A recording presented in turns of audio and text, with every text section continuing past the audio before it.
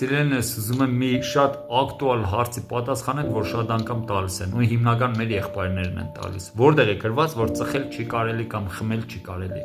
Գիտեք, ուզում եմ շատ կարճ ու կոնկրետ պատասխանել այս հարցին։ Նայեք, ծխելու մասին Աստվածաշունչը երբ որ գրվում էր հին ու նոր կտակարանները, այս ժամանակ ոչ մեկ չի ծխել։ Այսինքն ծխախոտ չի եղել, որ առաքյալները գրեին ծխելը վնասակար է ձեր առողջությանը։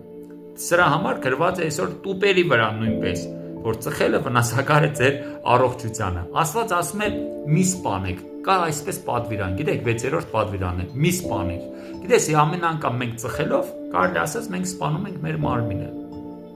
Երկրորդը։ Գիտեք, այն ժամանակ ծխախոտներ չի եղել։ Ծխախոտն եկել է ուղղակի բուկվալը 100-110-20 տարվա պատմություն ունի, որը եկել է հնդիկներից ու իրաց մշակույթից։ Հնդիկները ավելի շատ այս մուխն են բաց թողել երկար տրուբճկիկով, երբ որ իրաց չասվածներին պաշտամունք են մատուցել, զոհեր են արել, ու ավելի շատ ինքը տիսակատարություն է եղել, որպեսզի մուխ իրաք բաց թողնեն։ Հիմա մենք կարիք չունենք ոչ մեկին ոչ մի պաշտամունք անելու բացի մեր Տեր ու Փրկիչ Հիսուս Քրիստոսի։ Երկրորդը, գիտեք, ասում են, բա որտեղ է գրված, որ խմել չի կարելի, չէ՞ որ Հիսուսը ջուրը գինի սարքեց։ Այո, ջուրը գինի սարքեց, որովհետև դա ուներ իր խորհուրդը, որ հենց հարսանիքի ժամանակ ինչի համար վերջացավ գինին ու ինչի Հիսուսը ջուրը գինի սարքեց։ Դա իր խորհուրդն է։ Մնա մի օր առաջ Աստված սրա մասին կխոսեմ։ Բայց հիմա ուղղակի ուզում եմ անդրադառնամ այս փաստին, երբ որ Հիսուսը ջուրը գինի սարքեց։ Այո, ու ինքը խմեց։ Այո, այնտեղ շատերը խմեցին։ Այո, խմել են։ Ու հիմա ասում են, դե մենք է կարանք խմենք։ Իսկ դու կարաս խոսքով ջուրը գինի սարքես։ Եթե կարաս հենց հիմա դնես քո դեմը ջուր ու գրաֆինկով այսեն ջուրը բերտիր դեմը, դու սկսի խոսալ նրան։ Եթե ջուրը գինի դարձավ, համարձակ խմե, եղբայր ջան։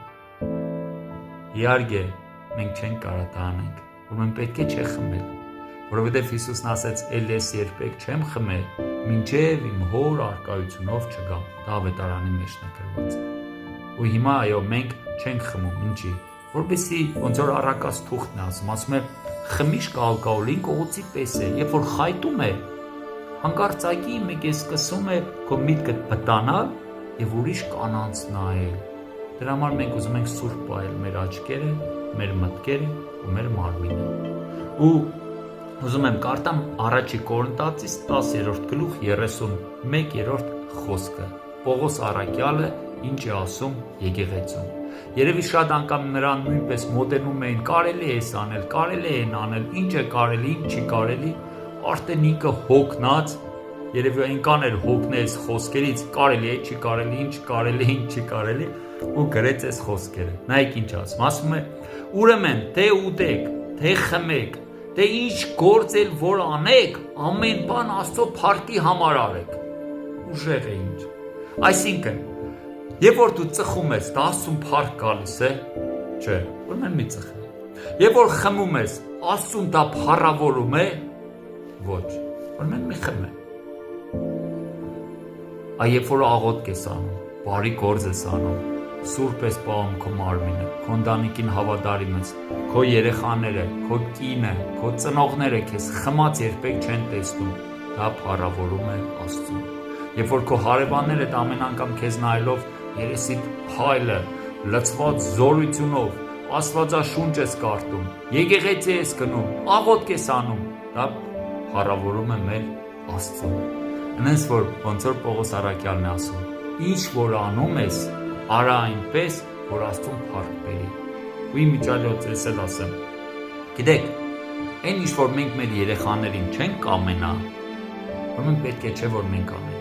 Եթե ծխախոտը որ լավ բան լիներ, մենք փոքրուց նրանց այսպես կարելի ասած այս դոզային սովորացնենք, քիչ-քիչ կդային, որ իրաք ծխեին, բայց հակառակ մենք ոչ մեկս չենք ուզում, չէ՞ որ մեր երեխեքը ծխեն։ Ուրեմն մեր երկնային հայրն է չի ուզում, որ մենք ծխենք։ Ինչի՞, որովհետև մենք շատ թանկ ենք նրա համար, եւ մեր օրգանները Աստված է ստեղծել։ Աստված օրհնի քեզ սիրելիս։ Ինչ որ անում ես, արա Աստծո փառքի համար։